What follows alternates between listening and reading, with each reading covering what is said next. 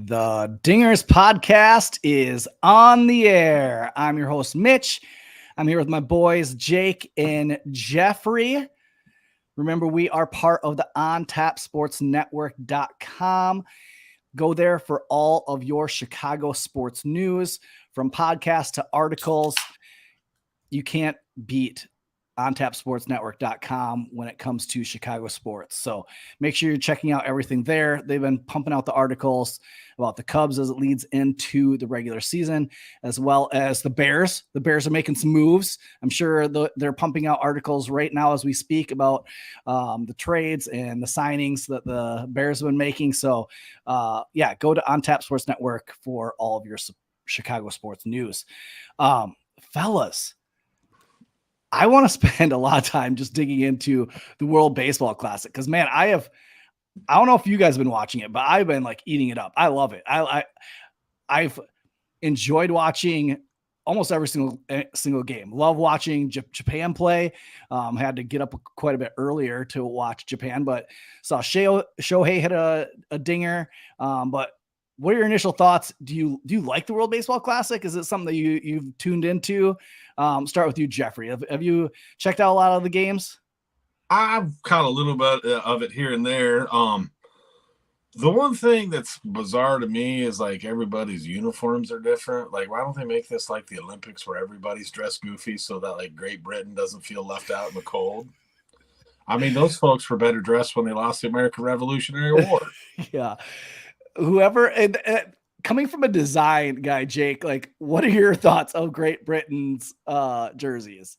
Just sad, man. I mean, like, I feel like Britain is like, when you think, especially, thinking like Victorian era fashion and stuff, like you think that like the UK has kind of always been on top of like trends more or less. And obviously they've got a ton of great designers in England. I can't believe that they couldn't get something better than just like, it looked like, this is not a diss on our friend Joe, but like it looked like an obvious shirts baseball jersey. It did look like an obvious shirt. It's just Great Britain. Put a period after Britain, and it's an obvious shirts jersey. Yeah. Slap the obvious shirts logo. If Joe hasn't photoshopped this yet, I'm gonna do it after the broadcast here. Obvious shirts logo on the sleeve of the Great Britain jersey. It's bad, but I will say too, like I've talked to people about it. I've talked to some of my friends about it. The U.S. jersey needs a redesign too. It does. It just feels so like early 2000s, and I've thought about it. It's something that I'll eventually do just for fun when I get the time. But yeah, man, Great Britain's rough.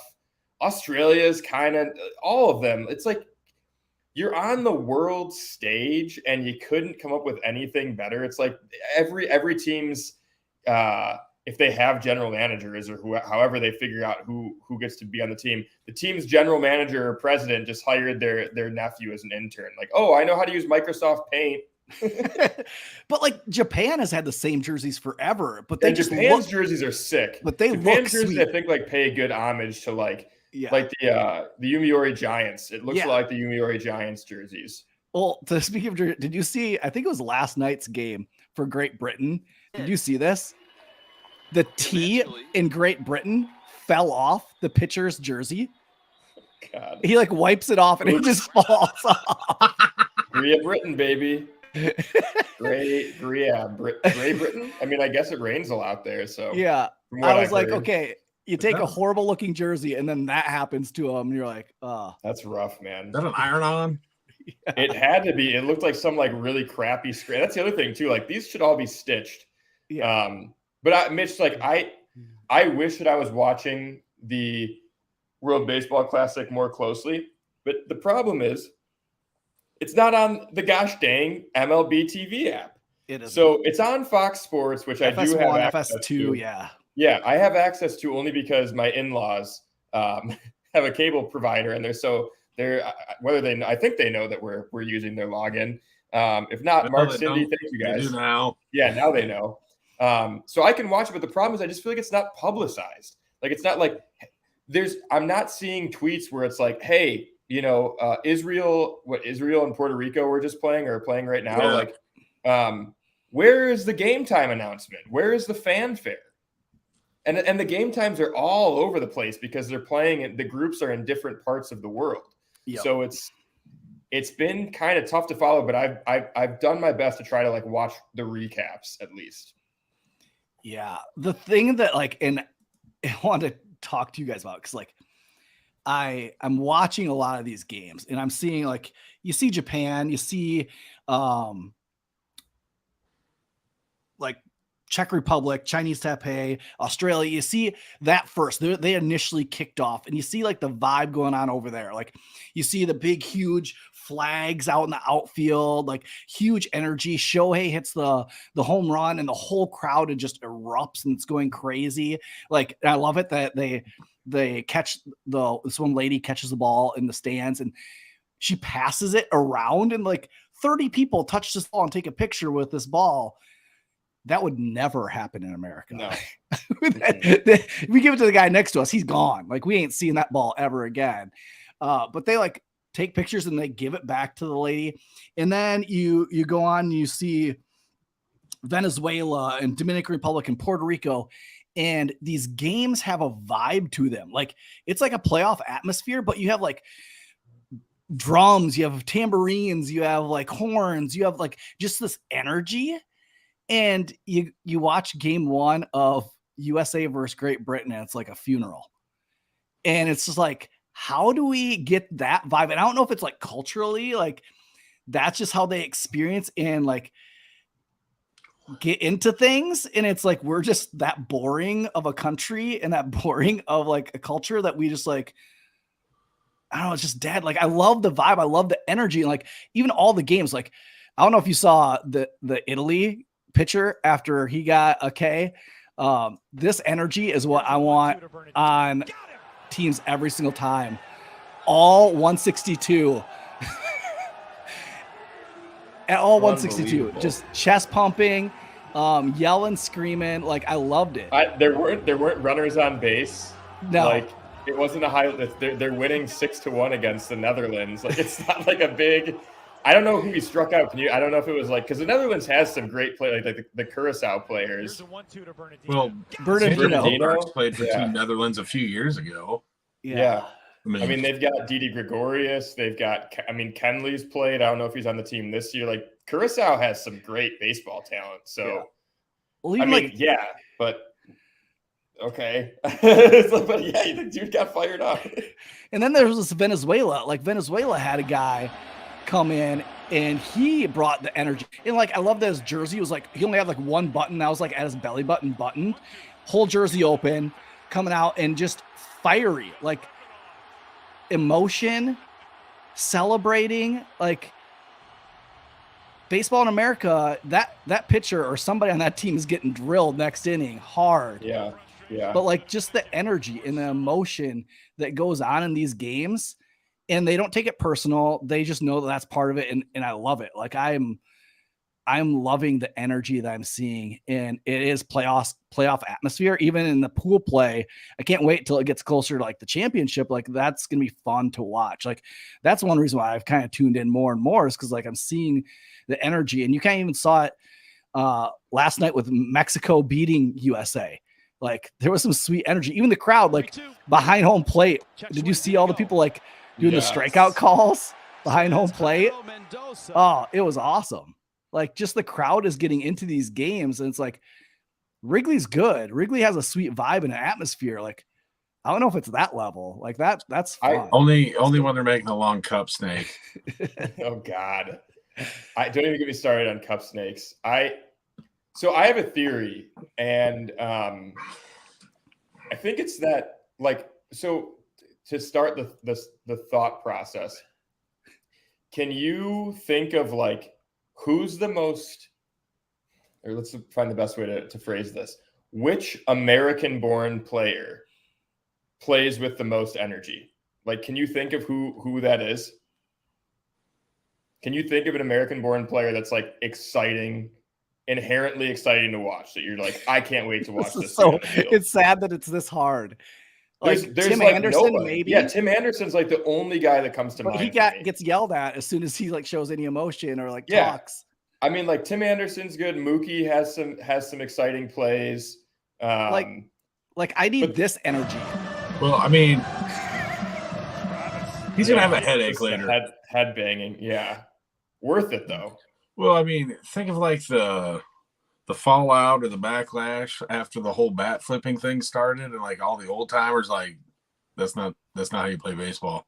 And that's getting to my point, Jeff. It's the quote unquote unwritten rules of baseball that I don't think exist anywhere else in the world.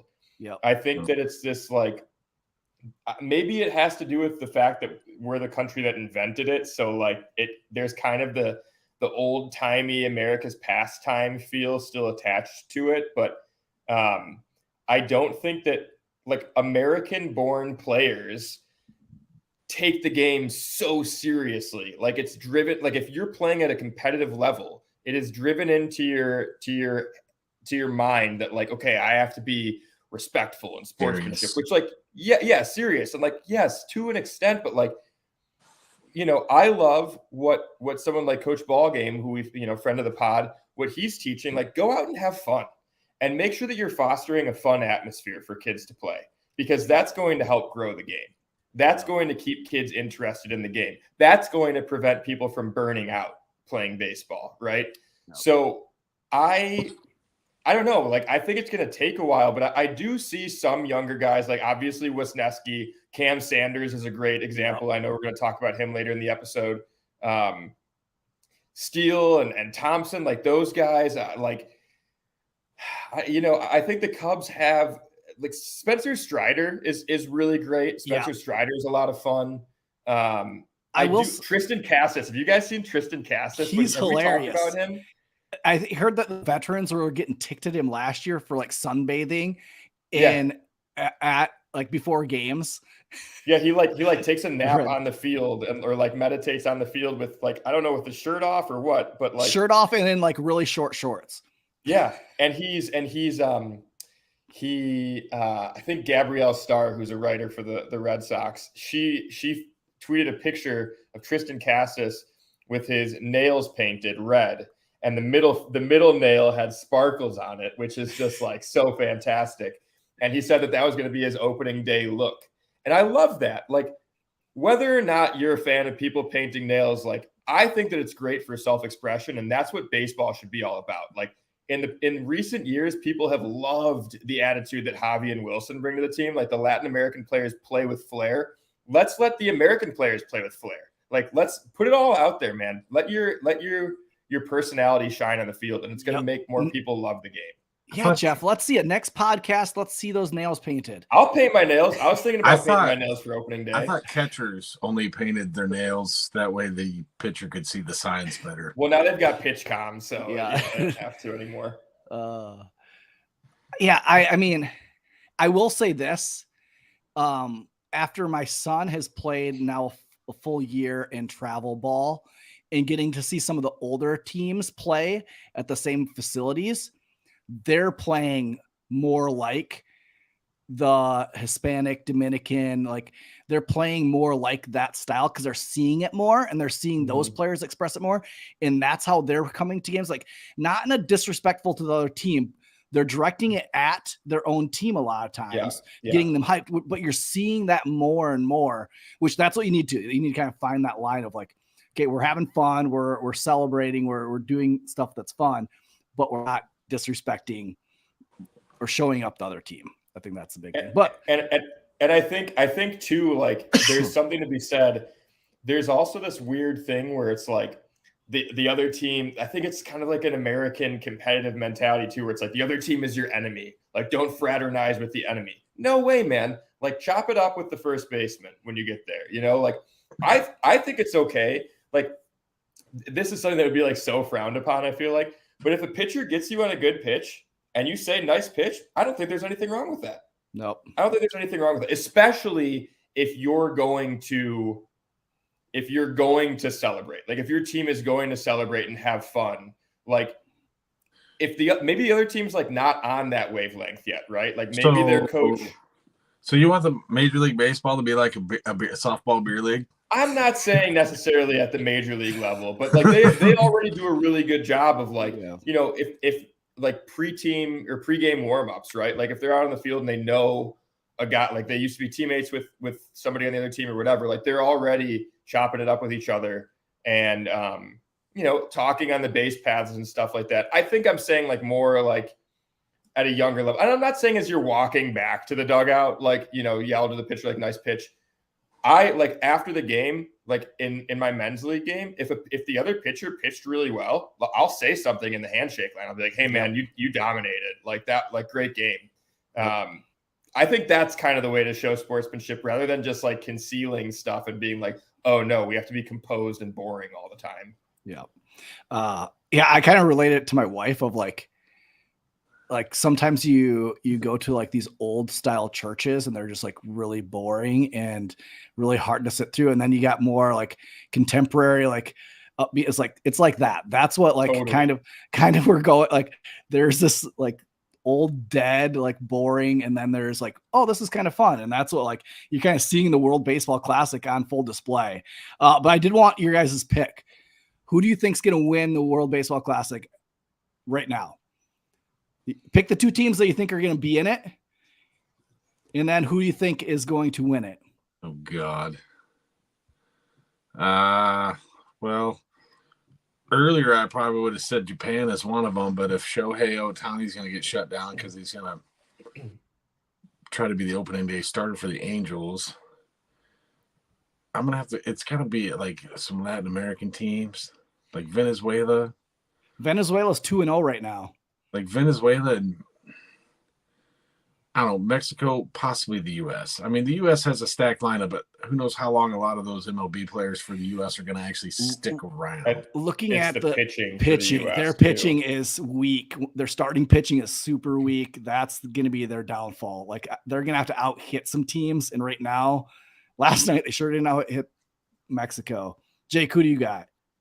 Yeah, I'm still going to take Japan and Venezuela probably. Okay. I just think like Japan is a team that I need to watch more of going forward because like they've got 3 guys who are going to be in the MLB and be. They should have 4 studs. With Seiya. Who's the 4th? Yeah. Well, yeah. But I mean guys that aren't in the MLB. Yeah. That aren't in the MLB yeah. yet. Yep. Roki Sasaki, the pitcher. I think Munetaki Murakami is the power hitter, and I can't think of who the third guy is, but I want to say he's an outfielder as well. Mm-hmm. Tanaka. Tanaka. What happened to Masahiro Tanaka? Is he even on the team? I don't even know if he's on the team, but he that dude fell off really quickly. Remember when we really wanted the Cubs to sign? But I'll say Japan and Venezuela, and I'll take Japan to win it all. And I remember giving Mike Dubs a hard time. That'll be 3 in a row for Japan. Would it be 3 in a row for real? Yep. I gave Dubs a hard time. I was like, wow, you really think Japan is going to win it all? And here I am totally eating my words and picking them mid-tournament. Yeah, I have Japan getting into the finals again. Like looking at, because it's Japan, so it's Pool B and Pool A that I think will have to match up.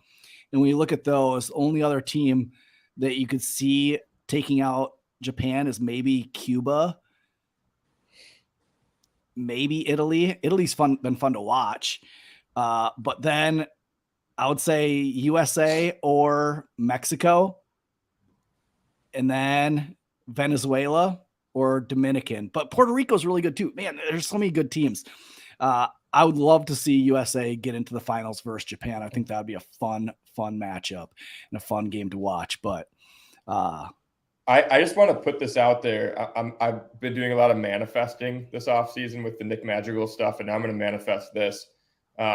If there are any fellow Poles out there listening, let's get the Polish national team started and be the Czech Republic 4 years from now. I will go all out on training, man. If I found out that there was even a fraction of a percentage chance that I could play, even on the qualifying team, like in the European qualifying rounds, I would work my ass off to get into like game playing shape and play on that team. Czech Republic looks like it's a bunch of like old science and math teachers. But they're they still hold their own. Like they still held their own, and like the pitcher that they put up against Australia, the starter, like he was like 37 years old or something, and he had like the eye black down. Like Al Harris geez, out there on the mound or what? It just was like, it was so, he had like the remember the fighting bands too, like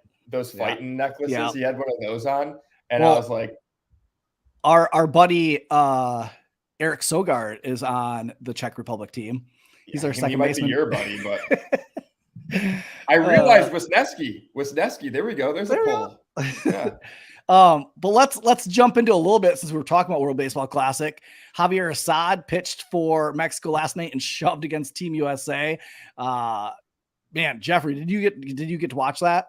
I watched some recaps of it, but yeah, you couple what he did last night against Team USA and what he's done in spring training. So so far he's collected 7 scoreless innings total. Last night was 3 scoreless. It took him 37 pitches to get through the 3 innings. With no walks, no runs. He gave up 1 hit to Mike Trout. So he's kind of making the Cubs take a second look at that 5th starter spot, I think. Yeah, I mean, Scott even put it in there. I saw someone tweet 3 innings, 1 hit, 0 runs, 2 Ks. Javier Assad is him. I believe that I tweeted that. So yeah, that Javier Assad pitched amazing last night and looked confident. And he went through the heart of their order, and I think he struck out Pete Alonso twice. I think that was the 2 Ks. I think Mike Trout was the only one that got hit, right? Yep. Yeah. I mean, he looked good. I mean, it's going to be now a fun discussion, right? Especially if he keeps pitching going forward. They are on a pitch limit in the World Baseball Classic. They can only pitch 65 pitches through the pool play, and then they get to increase that a little bit later. But yeah, like Jim was saying, last night he was hitting 95 with his cutter. Like the dude was just pitching lights out. Like it's good to see he picked up right where he left off from last year. Yeah, even Trout's hit was pretty weak contact off of him. And yeah, I don't know. Like, we've loved Wesneski in this spring training. He was perfect through 4 on Saturday. Looked absolutely filthy. Slider still sliding.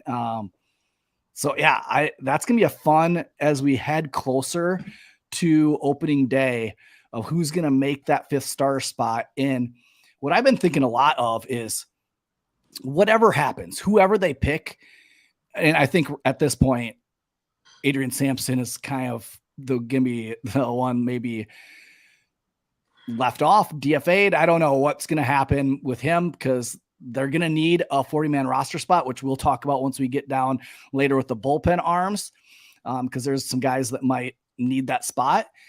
But whatever it is, if it's Assad or Wesneski getting that 5th spot, it's a win for us, because I think, especially towards the beginning of this year, whoever they're going to pick, if they pick Assad to be the opening day starter, Wesneski is going to piggyback off him and try, because you're going to try to limit innings early in the season. Your arms aren't built up quite yet in midseason form.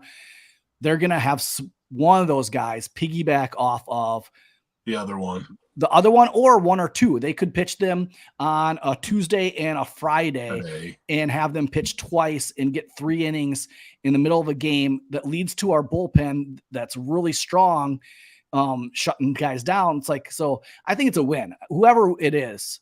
Like, I think we as Cub fans need to pump our brakes and not get too excited, too high, too low on who's going to be the 5th starter spot. We love to discuss. We love all these podcasts arguing about this one thing, but it's like, if this is what we have to argue about, we're in a pretty good position. Right. See, there's going to be injuries at some point. Somebody's going to miss some starts. So I have a lot more confidence that we got an extra arm right now.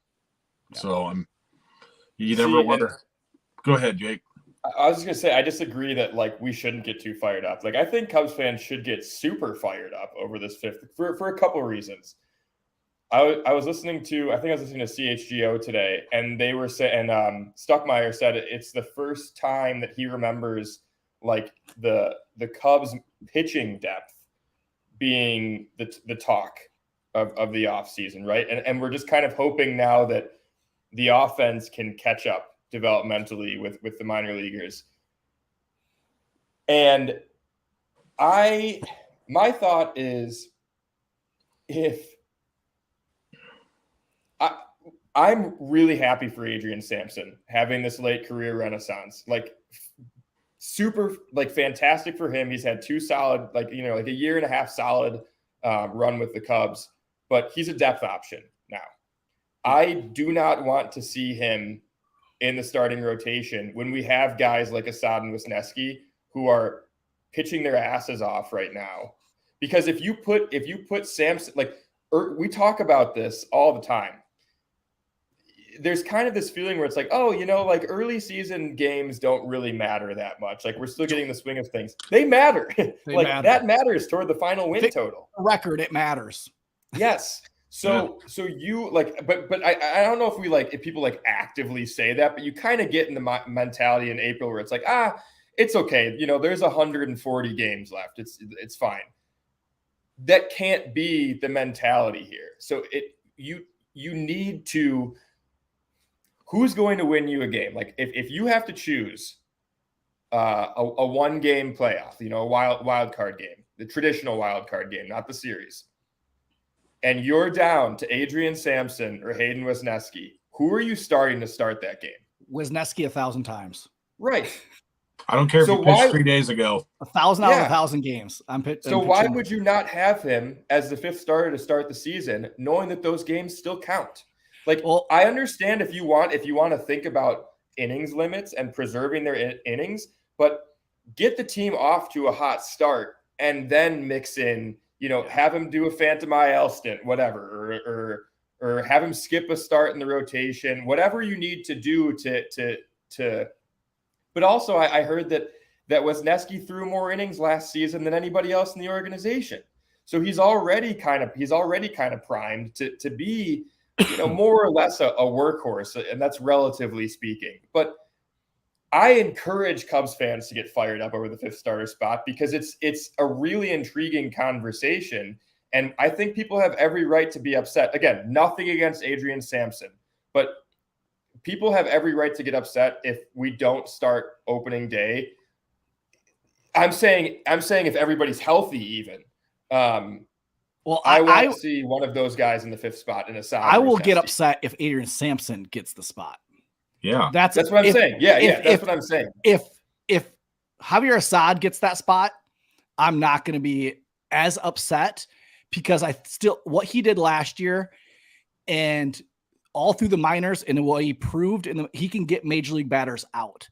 Yeah, I wouldn't be as upset because he hasn't pitched as much in spring training. So Javier Assad could be doing the same thing he did last night to the USA in spring training. We just haven't got to see it because he went and started training with Team Mexico. Now, what Wesneski's done is he's went out and he's done his job. He's proved that he deserves a shot at the 5th star spot. And when the opening camp breaks, I think that Wesneski is going to be the 5th starter. I think he's earned it. And I think Ross is at the point now where he wants the best 5 to be the starters. So I think he's going to. And Assad fits like kind of what he did with Team Mexico last night. What did he do? He came in the 3rd inning, 4th inning, and pitched 3 solid innings. And that helped Team Mexico shut USA down when they started getting some runs on the board.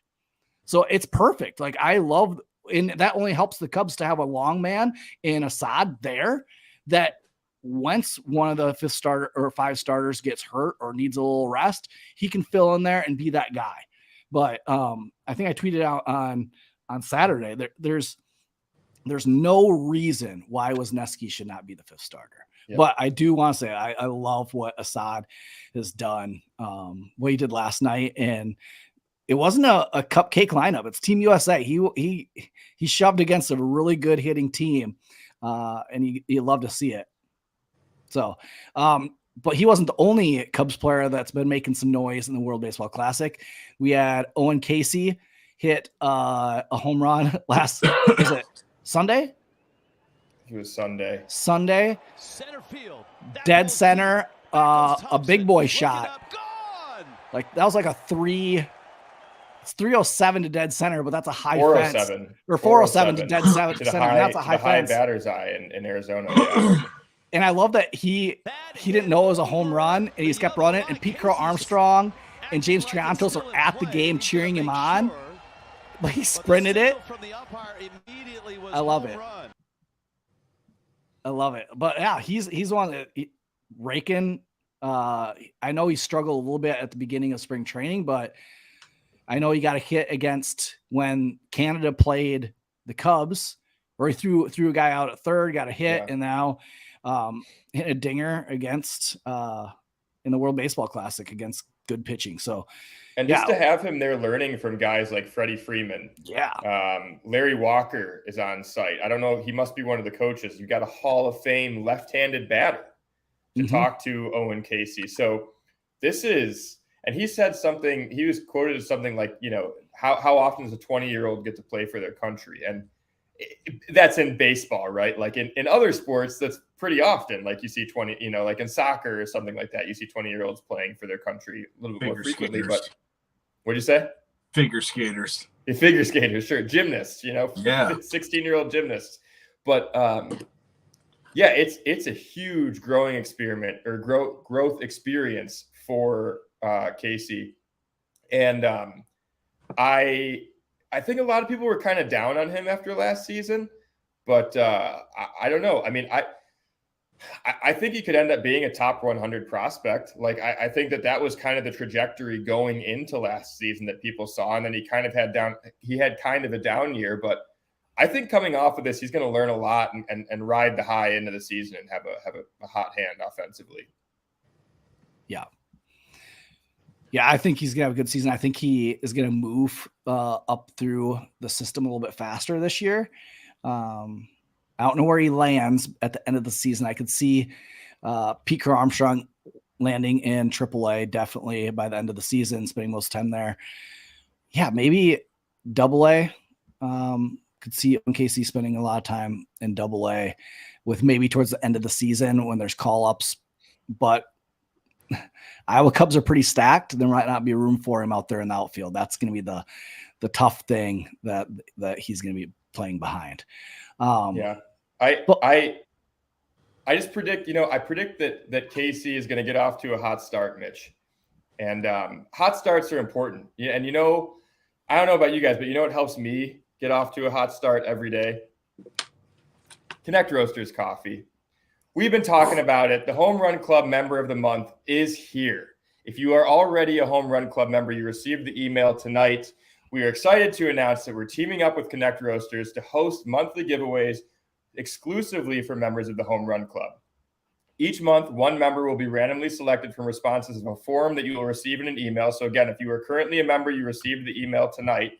If you are not a member, sign up got my using email. Promo code. There we go. I got mine as well. I'm actually reading directly from the email. So, no spoilers here, but this is what you'll get in the email.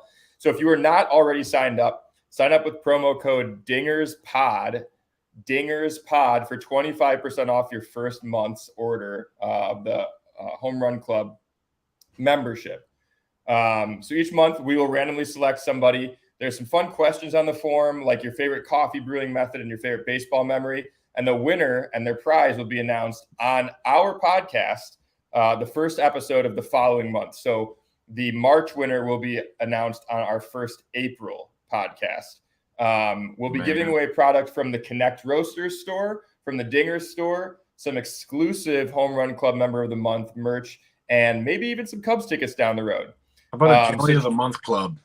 Yeah, it's it's a gift that keeps on giving the whole year. Yeah. So I honestly, like, you guys have heard me talk about it. I love it.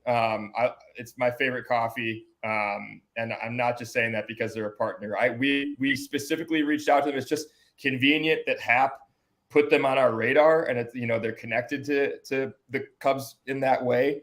But it's great coffee, guys. And if you're coffee drinkers, give them a shot. You can subscribe for 1 month, 25% off. If you don't like it, unsubscribe. But I bet you will if you like coffee. Yeah, I mean, have you been enjoying it, Mitch? Oh yeah, so we have about like 3 different coffee companies coffee right now, and even yesterday, like, I just let my wife usually gets up and makes it while I go work out and come back, and whatever she picked, I roll with. And yesterday, grabbed it, took the first sip, and I was like, ooh, this is really good. What is this? And she's like, it's Connect Roasters. Like, I knew it. Like, the stuff is good. Like, it's just it was a good coffee. And so I'm one that I could tell right away that was Connect Roasters. It was good. It went down smooth. Yeah. Highly recommend Connect Roasters coffee. Yeah, we got a free bag from family from a company that rhymes with tar sucks. And let me tell you, I couldn't wait to work through that bag to get back to the Connect coffee. I would also say too, like, they've got really good equipment on their website for brewing, and I think they've got like a grinder on there as well. And if you're not grinding your own coffee for freshness, like, I'd highly recommend that too. Like, if you put the time in, like, I weigh mine out. We got a kettle. So we, heat the water up. It totally makes a difference. If you ever like, why does my home brew coffee not taste the same as the coffee shop coffee? Let me tell you, if you if you invest in your home coffee setup, it makes the difference. Yep. So yeah, sign up using promo code DingersPod. And if you sign up, you'll get the email to enter the Home Run Club Member of the Month giveaway next month. If you're already on it, make sure you check your email, and we'll announce it at the beginning of April. Yep. I was actually just today looking at their AeroPresses we want to get an AeroPress. I've heard good things about AeroPress. I've never used, but the coffee shop next door says they swear by AeroPress. I'm gonna have to Google that. So I like pour overs. I like doing that, but yeah, I like to change it up every once in a while. So might have to hit that up. But let's get into our opening day lineup predictions. What is the batting order? What position are they going to play? Let's get our predictions out there now so that if any injuries happen, we can't change it and we're stuck with it. But Jeffrey, who's your leadoff hitter? I'm going with Horner. Okay. Nico Horner playing second base. Okay. Who's batting 2? Either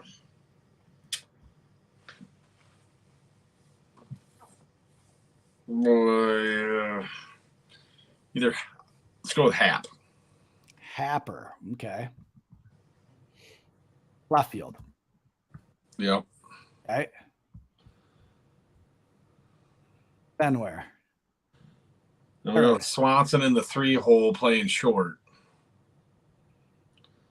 Okay. I think you spelled Swanson wrong. Yeah, we get to see Mitch. No pressure. We get to see him edit the Google Doc with our predictions right now. Okay. Go. Swan song. So then 4. I think maybe Mancini is DH in the 4-hole. Okay. Bellinger in the 5-hole at center field.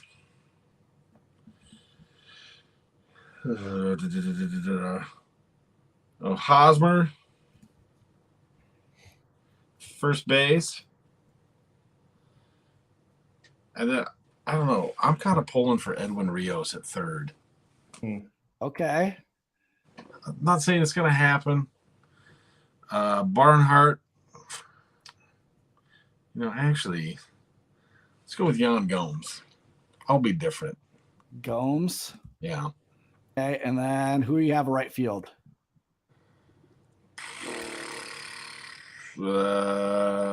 Shit. Tachman. I guess. All right. Okay, who you got? Okay, so I'm trying to think this out while you're doing that. I started mine. So Horner leading off at second. Swanson batting second, playing short. Hap batting third, playing left field. Mancini batting fourth, and I have Mancini at first base. I like his glove at first. I like him in the 4-hole. He's been on fire this spring. Then I've got Tachman batting fifth in right field. I like that. On opening day, we'll be facing Corbin Burns. So I like Hap batting lefty, Mancini right, and then Tachman batting lefty. And then 6. What do I have left here? Center field. I don't want back-to-back lefties. So let's do Gosh, that's a little high to put Gomes, but I think Gomes is going to be the opening day catcher, so I'll put him 6th. It's a little generous, because 7, I want Rios DHing, and then what position am I missing? Third base, and all I know is that that Madrigal is hitting 9th. as you could all imagine, Madrigal 9th at third base. I like how he's been playing. So what position am I missing here? First base, right field, catcher. I have 8. I don't know. So put somebody in the 8th. I'll put somebody. There we go. Somebody batting 8th. You needed first, second, short, third. Right field? No. I got right field, left field, center field, Belly. Center field. Shoot. Okay. Bellinger. Crap. Okay, then we're gonna have back-to-back lefties, which I don't love with Rios and Bellinger. So I'm actually gonna swap. I'll put Bellinger In the 6th hole. Yeah. But I'll swap Bellinger and Gomes. So I'll put Gomes 8th and Madrigal 9th. I don't like, that's 3 lefties in a row. No, forget it. Switch Rios and Gomes. This is tough, man. I'm glad I'm not David Ross. Yeah. All right. So on the fly. So mine, I'm gonna switch mine up. So I think they're playing the Brewers opening day. Corbin Burns is gonna get the start. So that's a righty on the mound. Are they gonna be Milwaukee? It's at home. It's at home. Oh. So Nico Horner leading off, batting second. Dansby Swanson, shortstop. Ian Happ batting third. Trey Mancini batting 4th. Then I have Talkman batting 5th. Bellinger batting 6th. Hosmer batting 7th. I'll skip to 9th is going to be Tucker Barnhart because he's a lefty bat. I think he's going to get the start. And then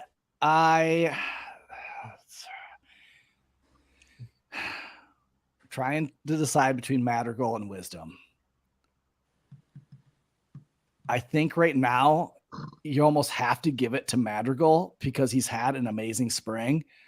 And I think the talk around Cubs camp is they've liked the work that he's put in, and he's played a good third. His ball gets a lot of carry on his throws. I think Madrigal's going to get the start at third. I bet you Wisdom will get it in AB in the opening game. I agree. But I think that's going to be the lineup and Stroman on the mound. Let's put it this way. Patrick Wisdom is 1 for 11 with 8 strikeouts against Corbin Burns. Yep. So he's due. I think he's on the bench. he's due. His one hit is a home run. But Corbin Burns missed on the piss location. Probably. Yeah. So that's our opening day predictions. I'll get Kevin's and we'll get it posted out there. To end, I just want to highlight maybe a minor league guy that maybe has been doing pretty good on spring training.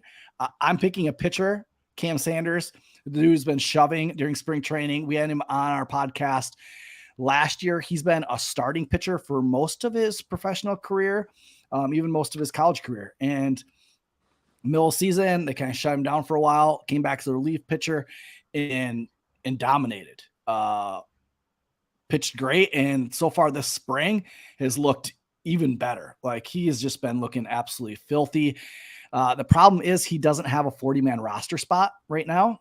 And so that, like we talked about earlier with Adrian Sampson, possibly if he doesn't make the rotation, will he be asked to be DFA'd, or will the Cubs DFA him to open up a spot? Because there's quite a few spots within our bullpen. We have some guys that can throw all the way. Some dudes, if you will. It's some dudes all the way through, I would say, AA, like Major League, all the way down AA that are some dudes. And Cam Sanders can be one of them. His outing just the other day, he pitched in the 9th inning versus the Dodgers, 2 strikeouts to finish the game. He had one pitch top out at 99, and he has a filthy slider and a ton of swag to go with it. And so I love what Cam Sanders could do in this bullpen. And like we talked about the energy at Wrigley Field, he would bring the energy. He would bring in a high leverage situation, getting somebody out at Wrigley Field. He would be walking off with a strut, and it would get Wrigley hyped.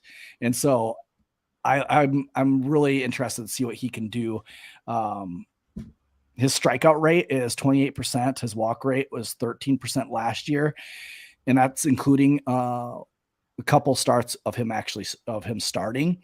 So I would like to see those numbers over a course of a year, what it looks like for him just being a reliever for a full year, calendar year, and what he could do, because he's got lights out stuff and he can throw hard, top out 99. I think he said he's topped out at 100 once.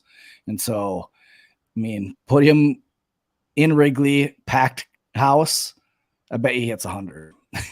Yeah. that energy is going to be going. So, Jake, who's some of your minor league highlight you want to highlight before we end? So I didn't really find any minor league. So I'm going to do this thing at least for the remainder of spring training. I kind of want to highlight the previous 7 days. So since the last time we recorded, no minor leaguers like really stood out to me, but Morel's played well, 2 home runs, a 1.0 OPS, but he is striking out he struck out in 50% of his at bats. But it does feel like Morel, like from an outside, from a perspective of like, who are you seeing? Like who do you think is involved in highlights over the last week? We have heard a lot about Morel.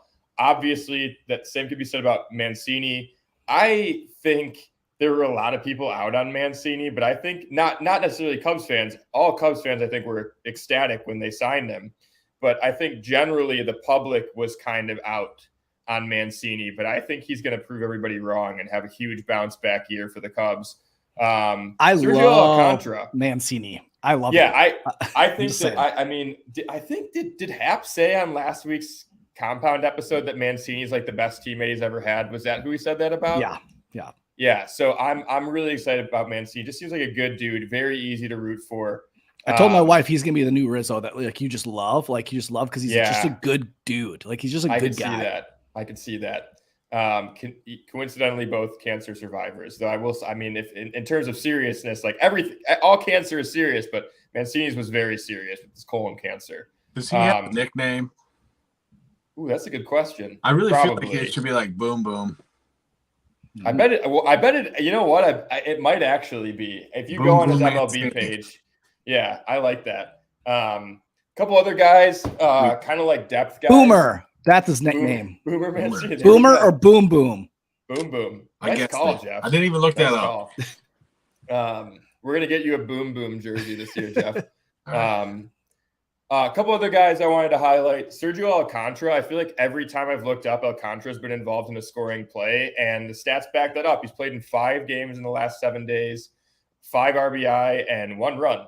So he's doing well. And like, I'm not saying obviously that I don't think Alcantara is going to make the opening day roster, but he's a guy that's great depth to have. He's a good defensive shortstop, has a great arm, still only 26 years old. He turns 27 in July. Luis Torrens, one of the catchers that the Cubs picked up for depth this offseason. I was surprised to learn that he's only 26 years old. He's been in the league since like 2017, I want to say. He's played with the Padres and the Mariners in limited big league action. I think the most he's played is like 40 games in a season. So I wouldn't peg him as having everyday upside, but he's got solid offensive numbers in his minor league play, a few seasons with an OPS over 800. And another great depth option to have in case Gomes or Barnhart spend any time on the IL. And with Gomes' age, I don't know what Barnhart's injury history is off the top of my head, but with Gomes' age, Torrens is great to have as a backup option in the minor leagues. Cold hitters, Bodie, Nico, and Madrigal have all cooled off a little bit over the past week.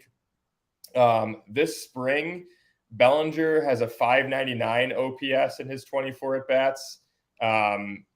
He's made a lot of loud outs. He's hit the ball hard. And I wanted to note too. I tweeted about this. I think I was watching on, I can't remember which day it was. Maybe Friday. I was out of town this weekend, so it must have been Friday. Madrigal had 2 rockets, just rocket atom balls on Friday to the first baseman. Andrew Vaughn made a great diving play, and then there's a great play just a line drive right at the third baseman in his second at bat. And then BABIP struck, and he just had like a little flare that dropped in between the second base and the right fielder for his only hit of that game. Sometimes, that's baseball, folks. Swanson, 332 OPS in 17 at bats. Not fantastic. I just want to say a couple things about this. Obviously, it's only spring training, and he looks to be a traditionally slow starter in the spring. He only had one season in the last 4, I think I saw, where he had an over 800 OPS in the spring.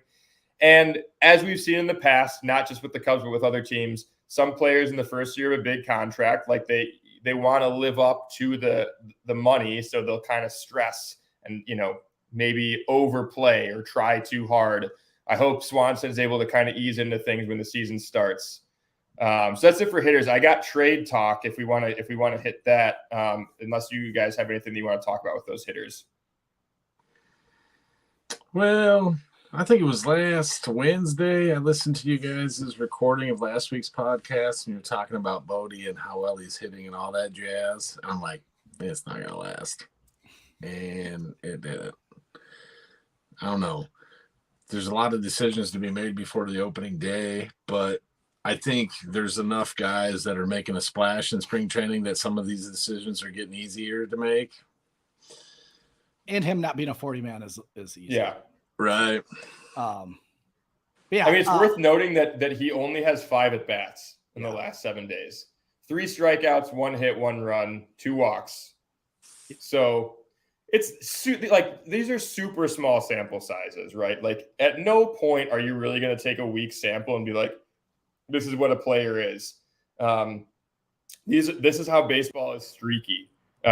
So don't think that this is what these players are going to be. Yeah. And I haven't gotten too low on Swanson. Like I kind of expected this to kind of happen. And from when he first signed, reading articles and hearing things, like he never was a really big spring training guy. It was all about him just getting in work. And I remember, I think I read an interview or saw an interview of like him talking about that, how he preps for the season, what he looks for in spring training. So yeah, if it's July and we're talking about this, then we have an issue, but I don't think we will. Yeah. So, Jeff, do you have a Can't Fix Stupid? I do happen to have an article. You sent me the wrong one. You sent me the one about the crook that kidnapped somebody in New York City, and not the other one. I got something that I can fill really quick while you guys it. are looking. Oh, never mind. I got it. So a man was sentenced after police found a loaded gun in his buttocks during a strip search. I don't know about you guys, but I'm a 44-year-old man, and I've never used that to hide anything. Nothing. Not one thing. Never. A Louisiana piece of gum? What's that? A piece of gum? No. Hell no. Good Lord. What if it's a last stick? That's what your pocket's for. A Louisiana man chose the cheekiest of places when he needed to find a quick hiding spot. I get it. For his gun. Justin Savoy, 24, pleaded guilty Friday to a weapons charges after police in the town of Golden Meadow, who were arresting him late last year on a separate matter, discovered he had stashed a loaded .25 caliber Titan pistol in his buttocks. Oh my God. Police had taken Savoy into custody on December 28th, 2019, after they responded to a suspicious activity in a home he was occupying with a female acquaintance, the report said. Cops said they discovered Savoy possessed a handgun, marijuana, and drug paraphernalia during an initial search. All in his buttocks? Well, I mean, I don't know what kind of trunk he's got, but apparently it can hold some stuff. So, multiple other firearms were discovered in his truck at the scene, the report said. But as Savoy was being strip searched after the arrest, police reportedly found an additional surprise weapon concealed in his rear end. The pistol is more than 4 inches long with a 2.5-inch barrel. Savoy was sentenced to a 5-year suspended prison sentence during a district court appearance. He received 3 years probation and an order to serve 90 days in the Lafourche Parish jail. The outlet reported. As part of the terms of his probation, he's barred from owning or possessing firearms, visiting bars or lounges, and indulging in excessive use of alcohol or drugs. I don't know anybody on probation that has these kind of stipulations that actually follow this. That couldn't have been comfortable. No. Like, how do you walk? Like, I'm just talking like in the summer, like it gets Is it sweaty, like like get swamp butt. Like Right. that stings. Like, think Right. about like a metal piece in between your butt, and you're like, no. Is it like the penguin walk when you got to take a number 2 and you're like trying to shuffle your, I mean, is he walking around like that? I don't know. But it's just weird. Does he have a safety on too? Yeah. I sure hope so. So, my uncle had a similar sized gun, and I don't think that gun was so small. I don't think it had a safety. I He mean, likes to live life on the edge. apparently, Jesus. Where was this person from? Did you say? Louisiana. I would have guessed Florida, man. Well, I think Louisiana is second cousins with Florida. Okay. Not first cousins. Second, you know, the Okay. kissing cousins. Yeah. That's I don't have any words. I don't have anything. Sometimes when I'm like Googling stuff to find to read during this, you can't fix stupid. I'm like, I can't believe this guy's this big of an idiot. Like, what are I've people known a doing? lot of Jeffrey. Justins that are pretty dumb, and this guy's name was Justin, so it Fits. checks out. It checks out. All right. So, I mean, people are dumb. I listened to a 15-minute conversation between 2 middle school kids that was about them going to the bathroom, and they dropped something and they bent over and hit their head on the urinal. And he told the story, and then the other kid's like, yeah, me too. I've done that. And I'm like, and so this conversation happened 15 minutes. I was like, okay. Nah. No. Did the one kid, it's middle school, did the one kid just say, yeah, I did that too, to kind of fit in? That's what I was thinking. No, I don't think so. Because like that's something that like in middle school you would get made fun of for. Like, ooh, your head touched the urinal. Like, no. If that kid agreed, unfortunately, it has also happened. Like, astonishingly, it's also happened to him. One thing that I need you to do, Mitch, that I'm curious of. I saw a TikTok this week. It was at high school, and this kid was going around with a clock, a traditional analog clock, and asking students to tell him what time was on the clock. Oh, and Kim and I think that it was staged because it's so absurd. no, it's not. Kids these days cannot read analog clock to say them. That's big sad, man. Last year I had kids. What did I bring up? I thought I was like, oh, have you ever been to like Montana? And they're like, Montana, what's that? And I was like, what's that? Like the state. And they're like, no, you mean like Hannah, Montana? I was like, shut up right now. And I was like, you're a senior. I am taking you back and you're starting all over again. Like we have failed you. So I printed out a map of the United States and I was like, we are spending the next week filling this thing out. That's all you're doing. What, states and capitals? Yes. Well, we actually had just states. Well, Helena, this girl couldn't even Montana. This girl couldn't name the states that surrounded Iowa. Oh, that's terrible. I was like, you're a senior, and how did we failed you? Our education system failed you. I think it was 8th grade. On the back of one test, we had to flip it over and write all 50 states, all 50 capitals. Yeah. I remember doing that. All right, for sure. Well, we know our countries because of the World Baseball Classic. So, thank you, World Baseball Classic, for helping us. Yeah, right. Make sure you're tuning in to more World Baseball Classic. We'll talk more as it goes through, but we'll dig deeper and deeper into the Cubs as spring training goes on. But that does it for episode 110 of the Dingers Podcast. Thanks for listening. Go Cubs. Bear down.